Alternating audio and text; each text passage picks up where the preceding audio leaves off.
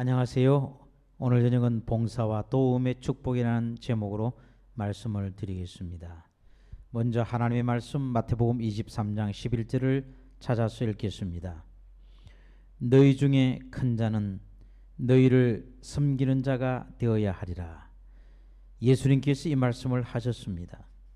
예수님은 우리를 부르신 이유가 사람을 섬기는 자가 되도록 하기 위하여 우리를 부르셨습니다.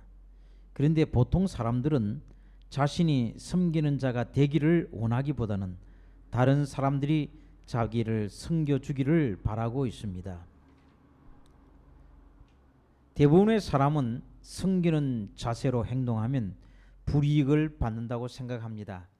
그러나 사실은 정확히 그 반대입니다. 어린아이들은 부모를 돕고 싶어 합니다.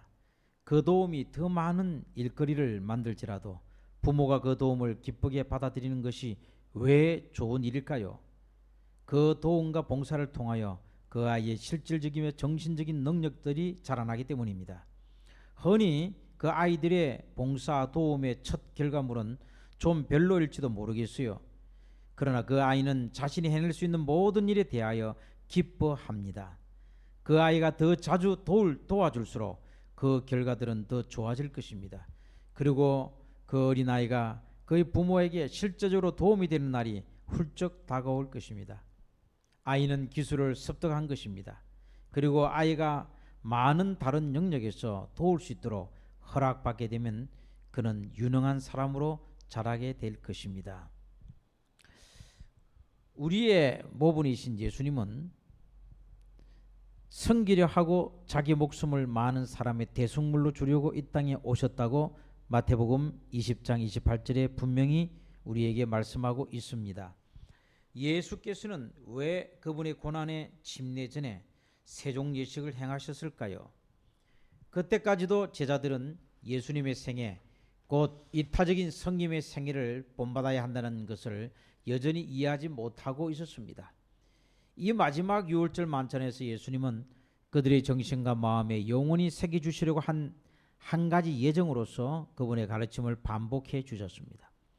우리도 아직 세종 예식의 의미를 이해하지 못하고 있는 것은 아닙니까? 시편 기자는 기쁨으로 여호와를 섬기며 노래하면서 그의 앞에 나아갈지어다 시편 100편 2편에 말씀하고 있습니다. 언뜻 보기에 성김과 기쁨은 서로 맞지 않다고 생각할 수 있습니다. 어린아이들이 어떻게 돕기를 원하는지에 대하여 다시 한번 생각해 봅시다. 그 아이는 자기가 돕고 섬길 수 있을 때 기쁨을 경험합니다. 하나님께서는 봉사가 우리에게 좋다는 것을 너무나 잘 알고 계십니다. 그래서 엘렌 화이트를 통하여 우리에게 이렇게 말씀해 주고 계십니다. 정언보감 360페이지에서 361페이지 말씀입니다. 하나님의 지혜는 자선 사업이 모든 면에서 두 배로 복이 되게 하시려고 구속의 경륜 안에 작용과 반작용의 법칙을 제정하셨다. 가난한 자들에게 주는 자는 다른 사람들을 축복하는 동시에 스스로가 더 큰 축복을 받게 된다.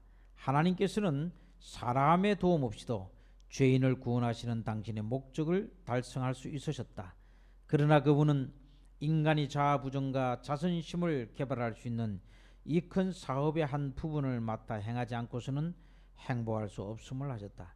우리 구주께서는 그 사람이 자신의 복된 결과를 잃지 않도록 하기 위해 인간을 그분의 동력자로 참가시키는 계획을 세우셨다. 자, 제가 방금 읽어드린 이 정언보감 인용문에는 아주 놀라운 몇 가지 사실이 포함되어 있습니다. 첫째, 모든 형태의 선행은 두 배로 축복을 받는다는 것입니다. 주는 자와 받는 자 모두 축복을 받기 때문입니다. 두 번째, 그 과정에서 주는 자는 받는 자보다 더 큰 축복을 받습니다. 그는 자아부정을 연습하며 다른 사람들에게 선의를 보임으로 성품을 고상하게 하며 우리를 행복하게 함을 경험합니다. 셋째, 더 나아가 이런 식으로 많은 사람을 접촉하게 되면 어떤 경우에는 순수한 우정으로 발전됩니다. 네 번째, 또한 하나님의 참 동력자가 된다는 것은 예수님께 사람들을 인도한다는 뜻입니다. 이것은 우리의 믿음을 강화하고 우리 안에 깊은 즐거움이 솟아나도록 합니다. 일반적인 사람뿐만 아니라 육적인 그리스도인들도 봉사하기를 싫어합니다. 보통 대부분의 교인들은 우선 봉사할 준비가 되어 있지 않습니다. 이렇게 변화하기 위하여 성령으로 충만하게 되는 것이 매우 중요한데 태도의 변화를 주시는 분은 성령님이십니다. 따라서 성경은 이 일에 대하여 매우 분명히 말하고 있습니다. 그가 어떤 사람은 사도로, 어떤 사람은 선지자로, 어떤 사람은 복음 전하는 자로, 어떤 사람은 목사와 교사로 삼으셨으니 이는 성도를 온전하게 하며 봉사의 일을 하게 하며 그리스도의 몸을 세우려 하심이라. 에베소 4장 11절에서 12절의 말씀입니다. 지도자는 사람들에게 봉사를 위한 준비와 봉사의 의미에 대해 가르쳐 주어야 합니다. 이는 지도자들이 성령과 함께하는 삶을 살고 본보기가 되며 특정 분야에서 실질적인 가르침을 줄 수 있는 역량을 갖추고 있음을 전제로 합니다. 그리하여 하나님은 지도자들에게 축복하시고 교회는 그들을 통해 축복을 받습니다. 그리고 교회는 교회 안과 밖에 사는 교인들의 봉사에 의해 세워질 것입니다.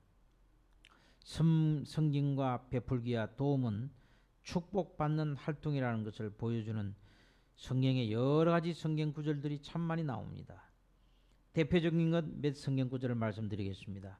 먼저 누가복음 6장 38절입니다. 주라 그리하면 너에게 줄 것이니 곧 후이되어 누르고 흔들어 넘치도록 하여 너에게 안겨 주리라. 너희가 헤아리는 그 헤아림으로 너희도 헤아림을 도로 받을 것이니라. 잠언 11장 24절에서 25절입니다. 흩어 구제하여도 더욱 부하게 되는 일이 있나니 가도히 아껴도 가난하게 될 뿐이니라. 죄를 좋아하는 자는 풍족하여 질 것이요 남을 윤택하게 하는 자는 자기도 윤택하여 지리라. 잠언 11장 24절에 25절입니다. 잠언 19장 17절입니다. 가난한 자를 불쌍히 여기는 것은 여호와께 구워드리는 것이니 그의 선행을 그에게 갚아주시리라. 고린도후서 9장 6절에서 7절입니다. 이것이 곧 적게 심는 자는 적게 거두고 많이 심는 자는 많이 거둔다 하는 말이로다. 각각 그 마음에 정한 대로 할 것이요 인색함으로나 억지로 하지 말지니 하나님은 즐겨내는 자를 사랑하시느니라. 여기서 봉사가 주제인 엘렌 하이트의 두 가지 인용문이 있습니다. 제가 읽어드리도록 하겠습니다. 먼저 교육 264페이지입니다. 봉사하며 예수님과 함께 교제할 수 있는 특권을 거부하는 사람들은 주님의 영광에 함께 참여할 수 있는 자격을 부여하는 유일한 훈련을 거부하는 것이다. 치료봉사 149페이지. 생활에 실천되지 않는 진리, 나누어 주지 않는 진리는 그 생명력과 치유력을 상실하게 된다. 진리의 축복은 오직 나누어 줄 때 보존될 수 있다. 참 좋은 말씀입니다. 왜 많은 교인이 어떠한 영적 성장도 경험하지 못하는 것일까요? 왜 시간이 흐르면서 많은 사람의 믿음이 실제로 약해질까요? 왜 많은 교인이 더 이상 하나님 말씀 읽기를 좋아하지 않을까요? 또한 많은 교인이 왜 첫사랑의 뜨거움을 더 이상 가지고 있지 않을까요? 저에게는 단 한 가지 대답만 있습니다. 그들은 육적 그리스도인으로 살고 있기 때문입니다.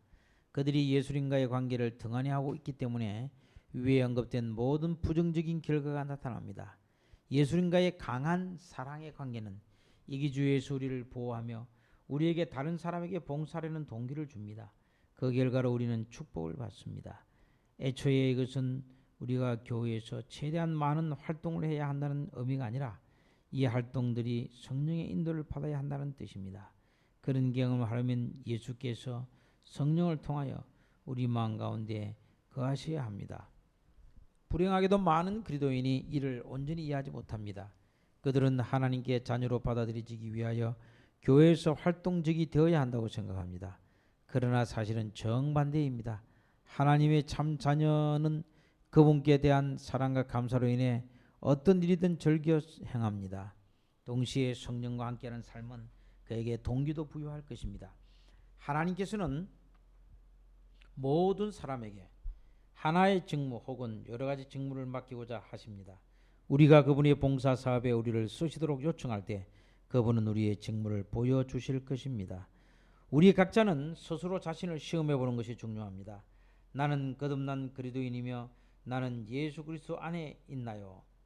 만일 그렇다면 매일 아침 우리의 삶을 맡기는 예수 그리스도가 우리 안에 거하시며 우리를 통하여 일하실 수 있으시다는 것을 우리는 알게 될 것입니다. 그러나 만일 그 질문에 아니라고 대답한다면 우리는 역시 예수님께 가서 성령을 통하여 우리 생애에 들어오시도록 그분을 초청해야 합니다. 예수님과 성령님과의 관계를 위하여 매일 충분한 시간을 가지십시오. 그렇게 되면 우리는 올바른 마음과 태도를 갖게 되어 하나님에 대한 첫 사랑을 유지하거나 되찾을 수 있고 또한 하나님 말씀 읽기를 즐기며 영적으로 자라날 수 있을 것입니다. 이제 실물교훈 259페이지에 있는 이 좋은 말씀을 읽고 마치도록 하겠습니다. 자신을 위하여 사는 것은 곧 죽는 것이다. 탐욕 곧 자신만을 이롭게 하려는 욕망은 영혼을 생명에서 끊어버린다.